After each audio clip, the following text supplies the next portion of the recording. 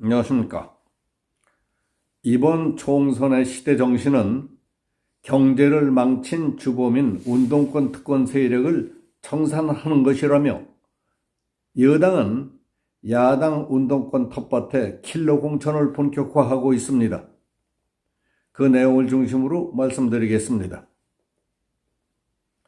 한동훈 국민의힘 비상대책위원장은 직접 임종석 전 대통령 비서실장 등을 거명하는 등 8.6 운동권을 겨냥해 경제를 망친 주범들이라고 직접 비판하고 나섰습니다.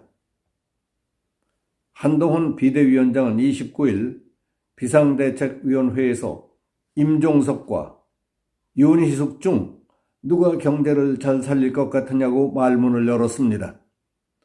부동산 정책을 실패하고 국가 채무를 무한정 늘리면서 경제를 망친 주범들이 누굽니까?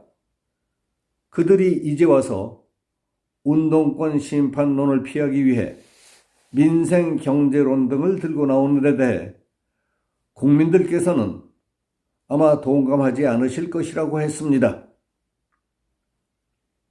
자기 손으로 땀 흘려가면서 돈을 벌어본 적도 없고 오직 운동권 경력 하나로 수십 년 동안을 기득권 차지하면서 정치 무대를 장악해왔던 사람들, 그들이 우리 민생 경제를 말할 자격이 있는지 묻고 싶습니다. 그렇다면 임종석과 윤희숙 가운데 누가 경제를 잘 살릴 것 같습니까? 하고 물었습니다. 한동훈은 일명 탈원전 이념을 내세우면서 세계 최고 수준의 한국 원전 생태계를 전부 무너뜨린 사람들이 지금에 와서 어떻게 민생을 이야기하느냐 하고 물었습니다. 그리고 이재명 방탄을 위한 입법 폭주 말고는 어떤 입법적인 성과도 거둔 적이 없는 원내 다수당이 과연 민생 경제를 이야기할 수 있는지에 대해서 묻고 싶다고 했습니다. 이와 같은 몇 가지만 생각을 해도 이번 총선은 경제와 민생을 살리고 과거를 반성하며 정치개혁을 하겠다고 몸부림치는 우리 여당을 택할 것인지, 그렇지 않으면 낡은 이념과 당대표 방탄을 목적으로 모든 것을 정략적으로만 해석하고 발목 잡기를 하고 있는 운동권 야당을 또 선택할 것인가의 문제라고 규정했습니다.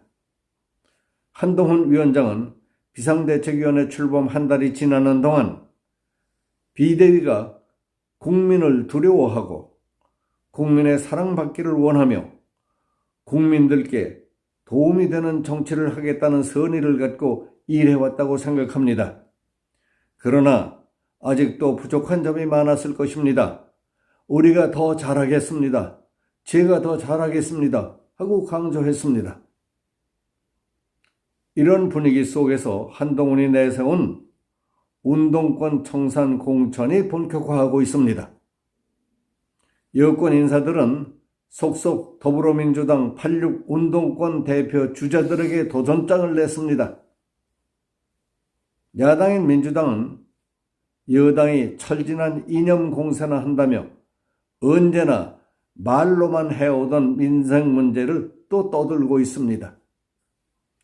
윤희숙 전 국민의힘 의원은 기자회견 등을 통해 총선에 서울 중구 성동갑 출마를 선언했습니다. 그는 이번 선거의 정신은 껍데기는 가라라며 민주화 운동이란 완장을 차고 특권의식과 반시장, 반기업 교리로 경제와 부동산 시장을 난도질하는 것이 껍데기라고 말했습니다. 이 지역에서 출마 준비 중인 임종석 전 대통령 비서실장을 겨냥한 것입니다. 8.6 운동권 간판과 문재인 정부의 부동산 정책 실패를 비판한 경제통 윤희숙의 구도를 만들겠다는 계산입니다. 앞서 이재명 대표의 지역구인 인천 계양을에는 원희룡 전 국토부 장관이 출사표를 냈습니다. 정청래, 민주당 최고위원 지역구인 서울 마포의뢰는 김경률 비상대책위원이 나섭니다. 영입 인재로 최근 입당한 호준석 전 YTN 앵커는 이인영 전 통일부 장관의 지역구인 서울 구로갑에 도전장을 냈습니다.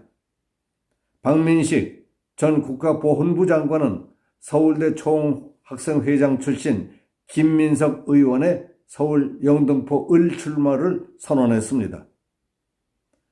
이런 맞춤형 공천은 한동훈 위원장이 주도하고 있습니다. 그는 지난달 취임하면서 386이 486, 586, 686이 되도록 군림하려는 운동권 특권 정치를 청산해야 한다고 선언했습니다. 지난 24일 대학생들과 만나서는 운동권 정치인들에게 죄송한 마음은 전혀 없지만 지금의 청년 세대에게는 죄송하다고 했습니다. 민주당은 민생 정치로 맞선다는 방침입니다. 현역 86 정치인들 가운데 유일하게 불출마를 선언한 우상호 의원은 야당의 윤석열 정부 심판론에 맞서 악마화할 대상을 찾아 운동권 심판론을 만든 것 같은데 얼마나 소구력이 있을지 의문이라며 내세울 만한 정책 성과가 없기 때문에 억지 구도를 만드는 것이라고 말했습니다. 이제 날이 갈수록 가열돼가는 정치판이 어떤 걸로 변해갈지 걱정스럽습니다. 민주당 이재명 대표에 대한 기습폭력 문제에 대한 의구심과 의문점도 명쾌하게 정리되지 않은 상태에서 국민의힘 배현진 의원도 기습폭력을 당했습니다. 언제 또 무슨 일이 생길지 불안합니다. 대통령 부인에 대한 명품백 공작을 저지른 자는 북한 측과 긴밀한 내통이 있어온다라는 사실들까지 드러나고 있는데도 좌파 유튜브 등에 출연해 자신의 공적처럼 떠들어대도 잡아가는 사람도 없는 건지 재미있게 구경만 하는 건지 테스 형, 세상에 왜 이렇게 한심하고 답답합니까? 대통령이 시장을 방문해 상인들의 어려움을 위로 격려하기 위해 정부가 매출을 오르게 힘껏 노력하겠다는 말을 JTBC는 배추 오르게 많이 힘쓰겠습니다라고 뉴스 자막을 넣었습니다. 그러자 민주당 의원 김용민, 전 통진당 의원 김재현, 전 민주당 상근 부대변인 허한기 등 야권 정치인들은 기다리고 있었다는 듯이 가짜뉴스를 확대 생산해 뿌려댐으로써 대통령을 이상한 사람으로 몰아붙이는 데 열을 올렸습니다. 이 나라 정치꾼들 가운데 상당수는 자기가 무슨 목적으로 그 자리에 앉아서 국민의 월급을 받는지도 모르는 한심한 쓰레기들이라는 사실을 자랑하는 듯합니다.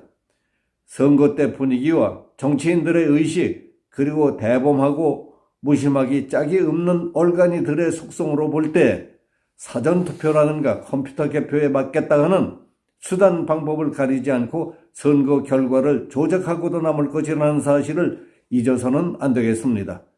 스타린은 투표는 인민이 하지만 개표는 권력자가 한다. 투표하는 자는 아무것도 결정하지 못하고 개표하는 자가 모든 것을 결정한다는 격언을 남겼습니다. 그렇습니다. 아무리 선거 지도부에서 전략을 잘 짜고 후보자가 대단한 사람이라 하더라도 개표 과정을 조작할 수 있다면 그걸로 끝장이라는 사실을 잊어서는 안 됩니다.